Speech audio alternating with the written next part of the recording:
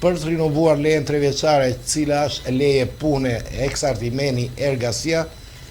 duhet që prej disa muajsh që të keni patjetër ensima, të keni siguracion në emrin tuaj, jo t'ju mbaj përsipër bashkëshorti, po t'jeni të siguruar vetë, pakuni pra ensima nga xhepi juaj, dhe këtë gjë po e bëjnë shumë prej bashkëdhetarëve apo bashkëdhetareve tona, sidomos ata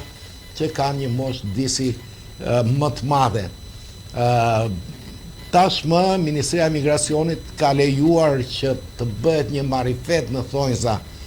me këto lloj lejesh, do me thënë, në qoftë se ke një leje 3 vjeçare, mund ta rinovosh jo më si leje ja eksartimeni ergasia, por mund ta rinovosh si leje e pjesëtarit të familjes të qytetarit nga vendi i tretë, Melos Ikogjenias, Politit, Tritis, Horas. Për këtë nuk kërkohet që të keni ensima,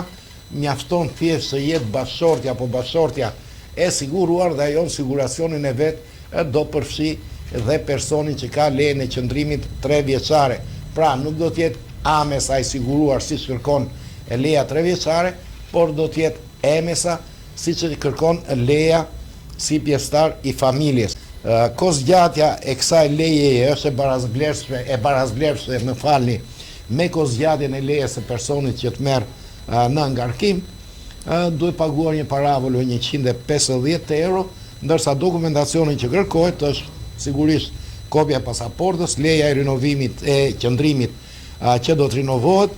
vërtetimi i aftësisë siguruese asfaltësisë ka notita e personit që ju ka në ngarkim, po edhe vetë juve që do të aplikoni. Duhet gjithashtu leja e qëndrimit e personit që ju ka në ngarkim, një deklarat përgjegjësie se nuk ka ndryshuar gjendja familjare,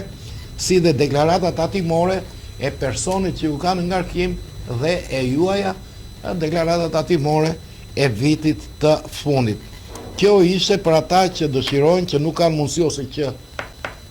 nuk duan të paguajnë ensima nga xhepi i tyre, që të mos ngelin pa leje qëndrimi. Pra, nuk e rinovon më si leje ja eksartimeni ergasia, por e merr si pjesëtar i familjes dhe ke përsëri të drejtë pune.